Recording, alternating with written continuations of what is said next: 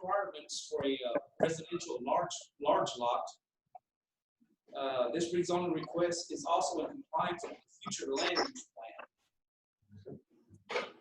Do you have any questions? I do not.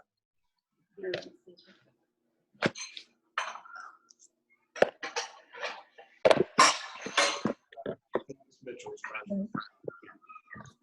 I have to turn down and turn it up.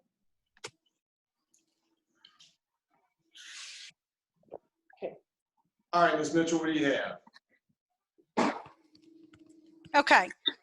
So Aaron, could you please also enter into the record how many property owners were notified? How many letters were? Does your staff report not reflect that? No, ma'am, but we did send the notices out.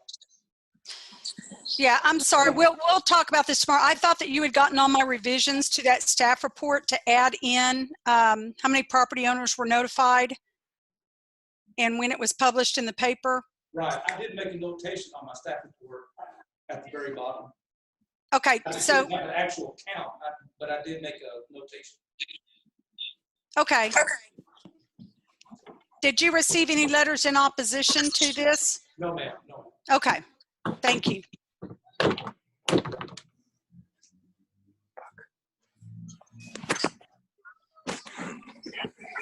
Well, do we have the owners present? Yes, we are present. All right, is there anything that y'all would like to say? We're just petitioning for this zoning change. We just recently purchased this property, and we purchased it for the neighborhood because everybody had beautiful pieces of land and lots of livestock. And so we have one horse that we would want to be able to put on our property. And that is the entire reason behind our zoning request. Sure. All right. And since we don't have any speakers requests, I don't think there's anybody here to speak in favor of it or against it. So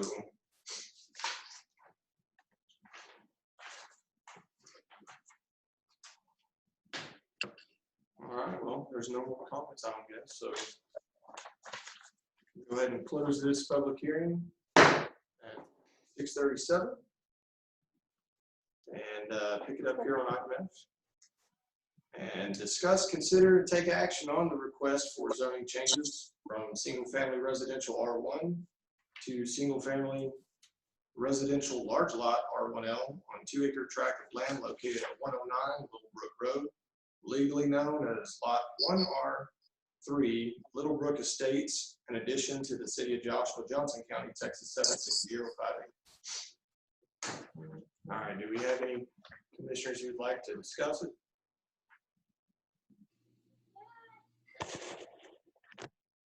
No, I don't believe so. All right. No, I'm good. I'm good. I'm good. All right.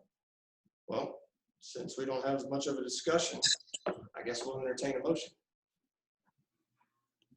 I'll motion to approve. I'll second it. All right. Well, we have a motion from Ms. Kidd and a second from Mr. Sears. All right. All in favor? Aye. Aye. Aye. Aye. All right. All opposed? Seeing none, I guess we pass unanimously. All right. Let's see, item G. Public hearing on the adoption of new zoning ordinance to be contained in Chapter 14, zoning of the Code of Ordinances, the City of Joshua, Texas, and repealing the existing zoning ordinance in its entirety, currently found in Chapter 14, zoning of the Code of Ordinances of the City of Joshua, Texas. Go ahead and open up a public hearing on this at 6:39. If you're okay, I can go ahead and do the presentation on this. So Mr. Fleming and members of the Planning and Zoning Commission, Stephen Cook, who has been quite instrumental working with me on this, is here in case there's any questions that you guys may have. Mr. Sears, I'm sorry that you're kind of coming into this at the after many months of work on this particular project. You know, as you guys know, you guys have put a lot of time and effort into this. The input is invaluable. You guys met several times with us. We came up with a draft ordinance that was to y'all's satisfaction. There were a few areas that you guys wanted us to discuss with the City Council so that they could give us proper direction. We had a work session with the City Council on February 20th of this year. There was a number of comments and direction, a lot of direction that they gave us.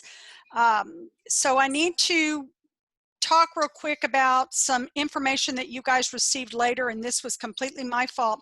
The modification report that you guys received initially was a modification report that only included the city attorney's review comments and what we modified based on what the city attorney had recommended. What you got this afternoon was that modification report that you guys have seen in the past, and we have added to that as far as, or let me back up. The modification report that you guys received is exactly what the City Council saw on the 20th. Then you should have also received late this afternoon another attachment that showed a red line. And what that was is there was a number of questions and comments at the City Council. The mayor had them, several of the other council members had them, and the red line part is how we addressed them. So we did address all of their questions and concerns, incorporated those into the document. And so now after all of this long process, yay, this is big. We're here for the public hearing. This is scheduled to go to the City Council on the 18th of June. It's already been noticed in the paper. So what I'd like to do now, I don't, you know, you have the history part of this, but for the record, in case other folks are watching this and would like to know exactly what all we changed on this, are you guys okay if I go through each one of the kind of bulleted, not the modification, but what's in the staff report? Are you guys okay with that? Sure. Okay. All right. So the majority of this rewrite is related to reformatting and adding a comprehensive table of permitted uses. Approximately 80 to 85% of the regulations have remained the same. They're just in a different format. Below are the areas that I'm going to talk about are the areas of significant changes. In the agricultural district, the commission had recommended to increase the minimum size of a single-family dwelling from 1,000 square feet to 1,500 square feet. In the non-residential district, we've added provisions for setbacks in order to accommodate required landscaping and green space areas. Landscaping requirements for non-residential properties, we added provisions. However, overall, we simplified the regulations. Staff has looked at these, developers have looked at these and said these are a lot easier to understand than what our current landscaping regulations are. Accessory dwellings and accessory structures, we've added language regarding the location and lot size, as well as inserted graphics to make things easier to read. We kept the number of allowed accessory structures per lot, which is 2, and added a provision that would give the property owner the opportunity of obtaining additional structures with an approved CUP. We added construction standards for driveways regarding pavement requirements for single-family and two-family residential. Under the current ordinance, there are no provisions requiring striping of non-residential parking lots, nor are there any standards for construction of residential driveways being concrete. This is for new development only. We have incorporated language regarding allowance of gravel or all-weather surface driveways. If y'all remember, that was we discussed that in quite a bit of detail. Per the direction from the city, we've added provisions that allow for single-family residential uses in the Heritage Preservation Overlay District, along with standards if the use converts to a non-residential use. Additionally, we've added provisions for live-work units in the overlay district and loft apartments on the second story of a non-residential use, but no standalone multifamily. We are recommending that the only required parking in the overlay district is for residential uses, and if the residential use is converted to a non-residential use, parking would be required. There are additional recommended changes to the Heritage Preservation Overlay District that have come about since the meetings we've had with you guys, as well as the meeting that we had with the City Council, that staff, the city manager and I and the staff have talked about in quite a bit of detail, and I will discuss that at the end of all of this. We've recommended that due to several state and federal rulings that it's best to remove the wireless communication section from the zoning ordinance and put it as an appendix. The city attorney is going to be reviewing that to make sure the wireless communications, which is also known as the cell tower ordinance, meets all of the state and federal laws. There were laws that were changed on that last year or year before last, I believe. No, it was last year. And we need to make sure we comply with those. We attempted to make the Joshua Station Overlay District a conventional district. However, because of the nuances associated with this zoning district, specifically related to the TIF, we've had to leave it as is. This district, as you guys know, is unlike any other zoning district that the city has. It functions more like a planned development district than a conventional one or an overlay. There may come a time that when the TIF dissolves or runs out, the city may want to relook at this district to see if it can become a conventional district. But for now, because of it being tied to, TIF means Tax Increment Financing District, as long as it is associated with that, there's really not much change we can do to it at this time. We also attempted to merge the manufactured housing standalone ordinance in with the manufactured housing district provisions.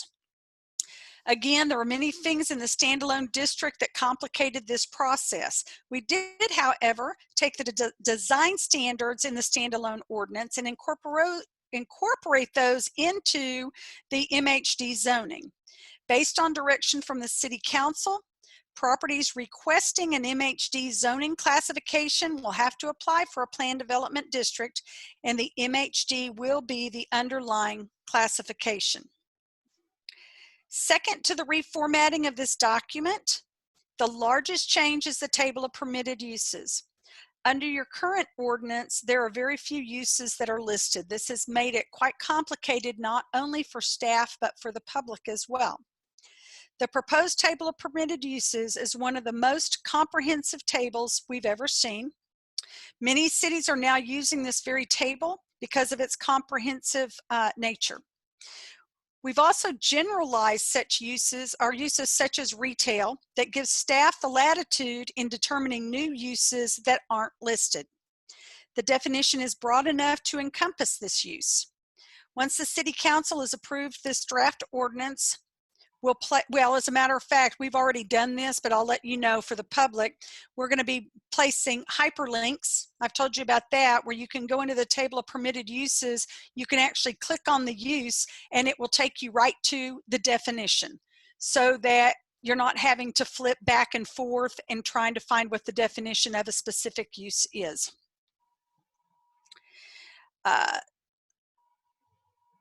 And finally, as you know, the state of Texas in its last legislative session took away the municipality's authority regarding building materials. As you're aware, cities can no longer regulate building materials for residential and commercial structures. If the material is allowed by the International Building Code, the city must allow the structure to be built. We can no longer regulate this in the zoning ordinance or even in a planned development district. As such, we have had to revise the ordinance to reflect this. The caveat is that we can regulate building materials in the Heritage Overlay District and the original town of Joshua, because that was all in place prior to April 1st of 2019, and that's what the state legislature That's the date that the state legislator gave us.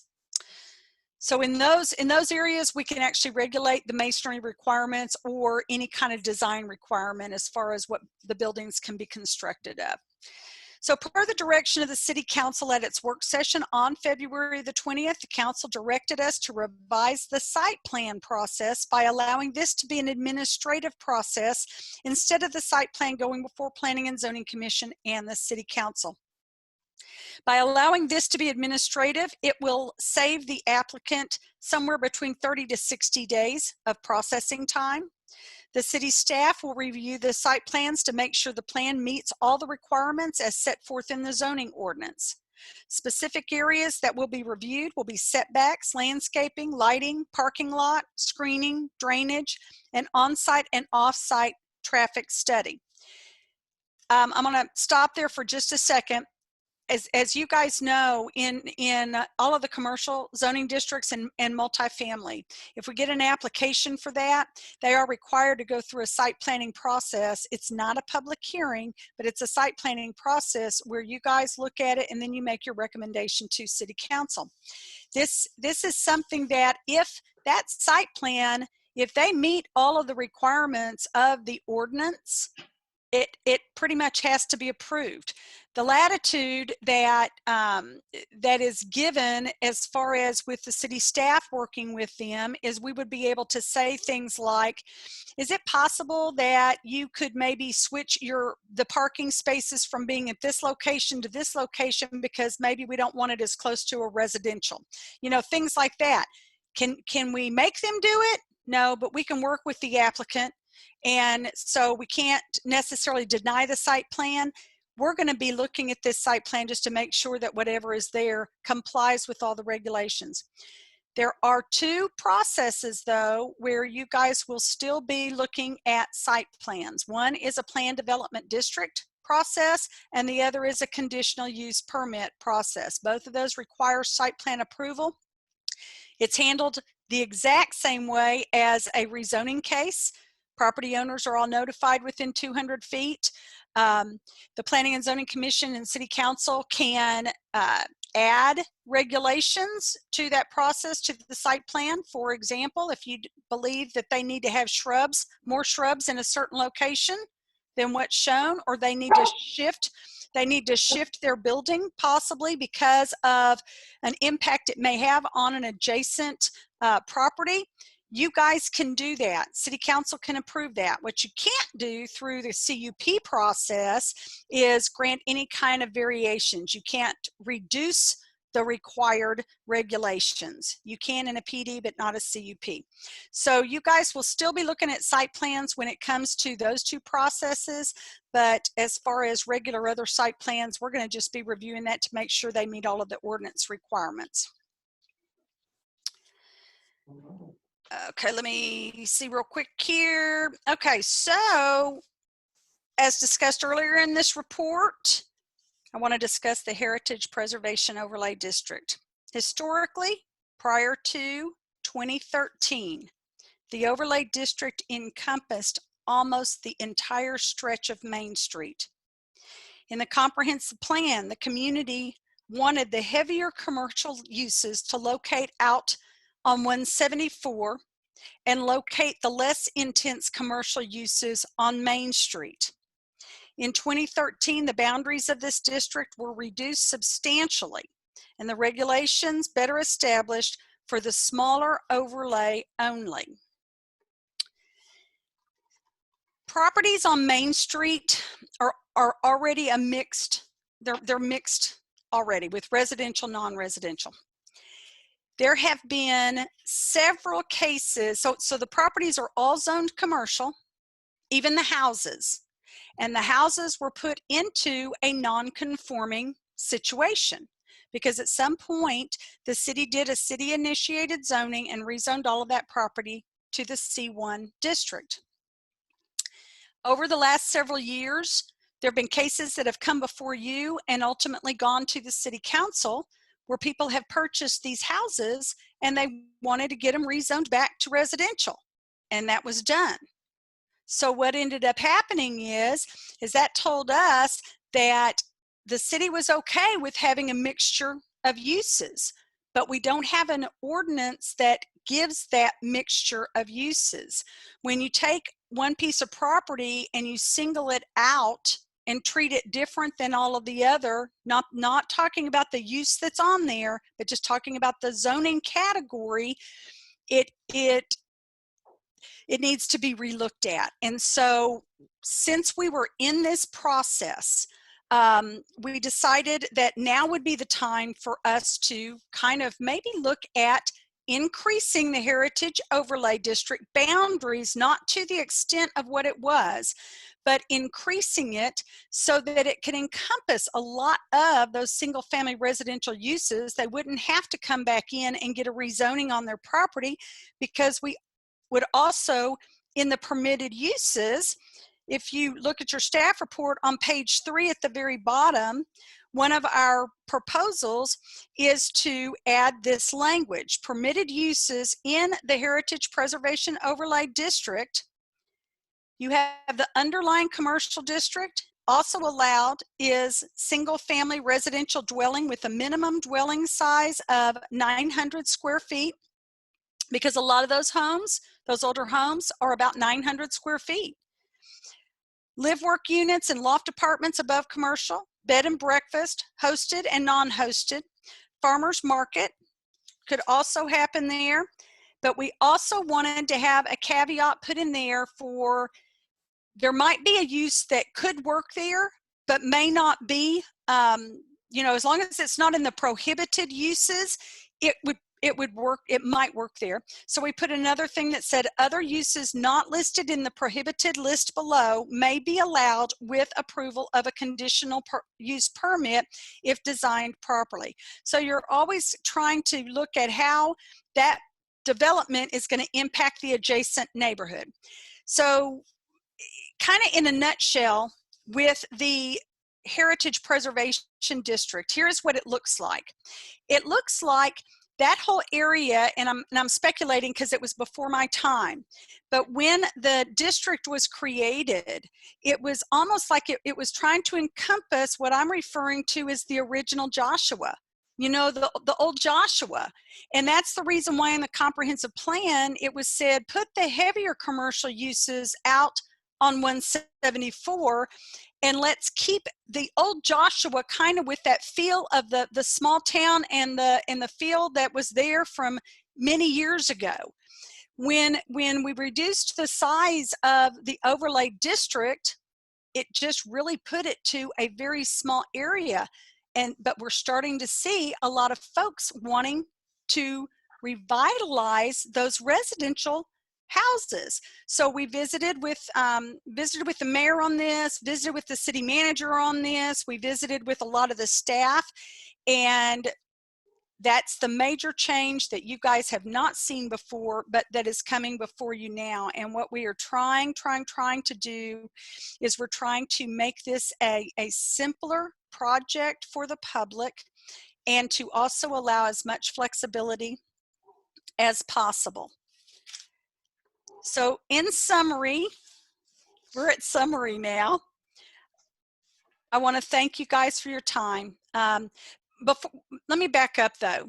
Stephen, while you're here, would you mind putting the, can you show them the boundaries that we are proposing? I know it's in the zoning ordinance. If you look at your draft zoning ordinance. I am not on, I'm on 2 different devices on Zoom. So I'm got my iPad and my computer over here in 2 different devices. So I'm not logged in to be able to show something live. Okay. Can you guys look at your staff report, or not the report, look at the actual zoning ordinance in the Heritage Overlay District, and it will show you the proposed boundaries that we're talking about. And we have not changed the boundaries of what is existing right now. We have just added to it and we've taken it, actually we've gone north all the way to where Cedar, I believe it's Cedar Crest Drive, it comes at an angle, and it kind of goes to the west, crosses Main Street, But even though Cedar Crest doesn't continue across Main Street, we've delineated the line as if it did, taking it all the way back to the railroad tracks. So then everything south of there, all the way down to where the, I think it's going to be on 12th Street. I can't look at it to see, but I think it's 12th Street is where it kind of goes down to. But it's the new boundaries would be not including what we currently have, taking it from Veach Street and going west. We looked at what cases that you guys recommended approval on for rezoning things back to residential, and we tried to encompass as many of those as we could. May not have gotten all of them, but we certainly did get quite a few. And truthfully, what prompted this was we had a zoning application that came in, and the house lost its grandfather status because it had been vacant for quite some time. So even if they came in and requested that it get rezoned to single family residential, they'd have to bring it up to what the minimum requirements are, which is an 1,800 square foot house, because they lost their grandfathered status. And so we kept thinking, wow, you know, we have all these other ones that, and I think it's probably about there might have been 4 or 5 cases. Is Jan here? Jan's probably not here. Aaron, do you remember how many cases we had? Since I've been here, there's been 2. In this area? Yes. Okay. So I think that there's probably been maybe 3 or 4 that have happened. And when Josh and I talked about this in detail, and Stephen also, we were trying to figure out, okay, well, maybe there's not a problem if we have more mixed uses and kind of keep this as much as the Old Town feel as we can. So that's why we are making this recommendation. So that being said, the city attorney has reviewed this. We have incorporated his comments and revisions into the document. We are recommending that you guys recommend approval of this zoning ordinance. And again, it's scheduled for the city council on June the 18th. I'm ready for your questions. All right, thank you, Ms. Mitchell. Anybody have any questions? No? I have one. Can you hear me? Looking over this and just refresh your memory, I see a lot of the non-permitted uses in the heritage area. Were those inconsistent with what it is currently? Yes. I'm trying to find the page I was just on. We did not make any changes to those uses at all. All we did was added to the permitted uses. What page was all that? I'm gonna The heritage. ask Stephen to pull that up. Let's see. There we go. We can hear that mouse. So, That I know, mouse is it's on running. page 114. 114.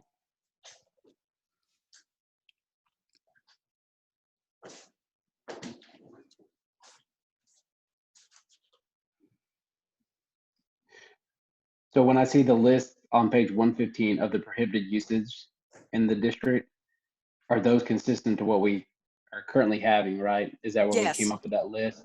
Just looking at the table of all the permitted uses we have versus just those.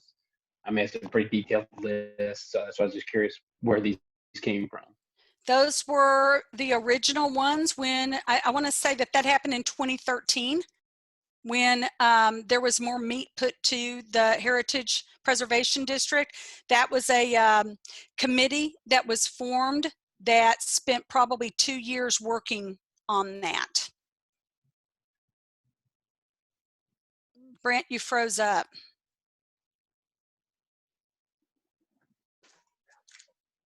Uh-oh, we can't hear him now. He froze. Alice, how do you unfreeze somebody? You just gotta give him a second. Oh. Technology. There you are. There I am. So Good old did, internet. Did you hear my answer, Brent? Nope. Nope. Okay, so in 2013, there was a committee that worked Gotcha. on this district for 2 years. I know That's for right. I know for 2. You remember that? I do That's remember the name. they came up with this list. That's what. So I got you. that has not changed. I got you. Okay, thank you. All right. Mr. Malden, you had something you wanted to say? Yeah, I just wanted to say, people can still use it for what they want it. I mean, in that area, they can still use it for what they're using it for now, right? They don't have to change any businesses or anything like that, right? If they're doing a business. Oh yeah, they're considered grandfathered in if it's not on that use table. Absolutely. Okay. All right, anybody else have any questions? I'm good. I'm good. I did my best to go through previous minutes and get up to speed as best I could. I think the only question that I had that wasn't addressed either tonight or through reading back through previous minutes was in the current section of the zoning ordinance, section 2-1, regarding categories of nonconformity. In the new verbiage of the new ordinance, section 4.1.1, there was just some verbiage in there saying that in the new ordinance that nonconformities be eliminated and be required to conform to the regulations in this ordinance, whereas previously it said that the intent of this ordinance that such nonconformity shall not be enlarged upon, expanded, or extended. That conformities be eliminated and be required to conform to the regulations was just a question I had. Stephen, I'm going to ask that you address that. Absolutely. The intent of all zoning ordinances is that for a non-conforming use, based on the vision, the adoption through your appointed and elected officials, is for eventually uses and structures that are non-conforming to change into a conforming status. Mm-hmm. And so the statement is a little bit more tough in that regard. It is consistent with state law. It is consistent with a lot of other cities. In the intent of this is that as a use is changing, and it's not something that is aggressive unless it is a potentially harmful to the community, but it is not something that the city has to pursue specifically unless it's something that is difficult for the city to do. So what that does, it allows in two ways: that a new developer comes in and wants to develop a piece of property that is non-conforming,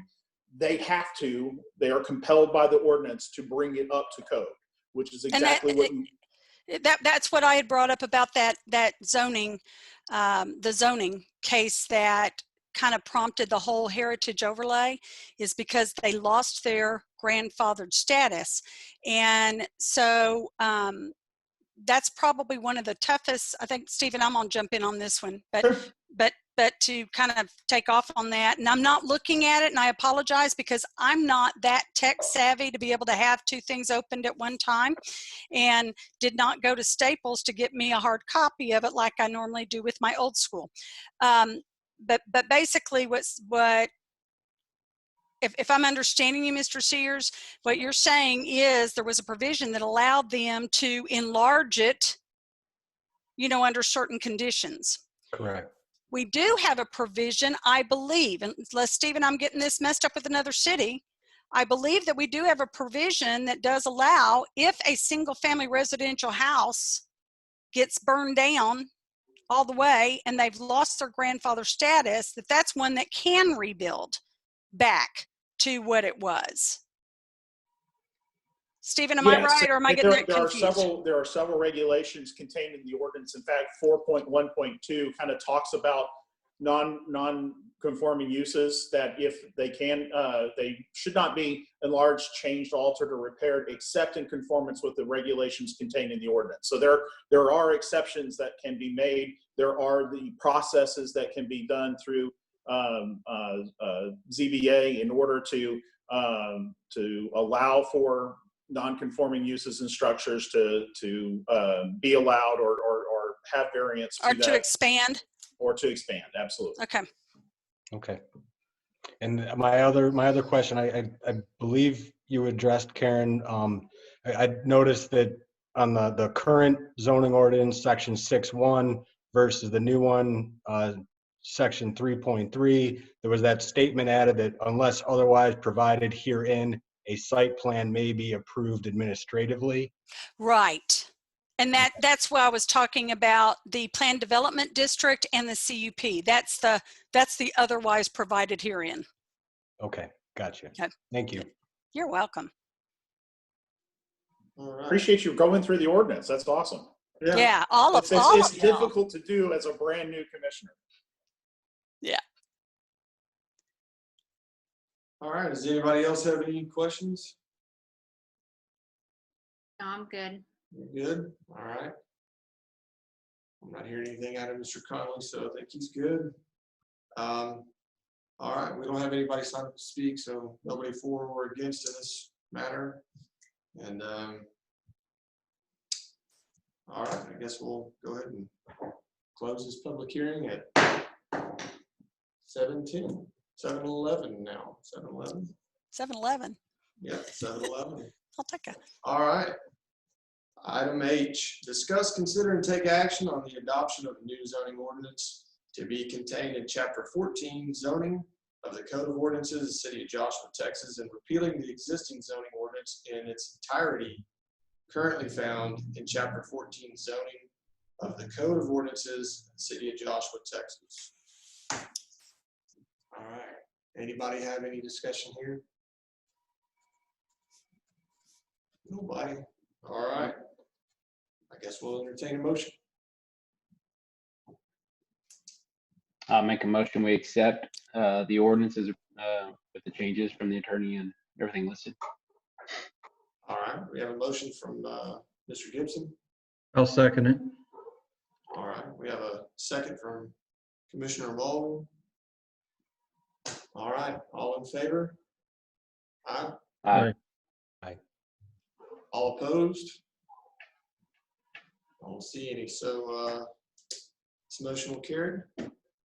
You guys, thank you so much for the time and effort that you guys put into this. I mean that sincerely, because zoning ordinances are probably the hardest ordinance for cities to have to deal with. So the amount of time and effort and input that you guys had is invaluable. And I know the council is probably appreciative of that as well. So thank you. Thank you. Thank y'all. Mm-hmm. Thank you. All right. Item I, future agenda items or requests by commissioners to be on the next agenda. Anybody have anything they'd like to see brought up? Nobody. All right. Guess we'll adjourn this meeting at 7:13. Thank you, guys. You. Thank you. Thank you. Thank you. Take care.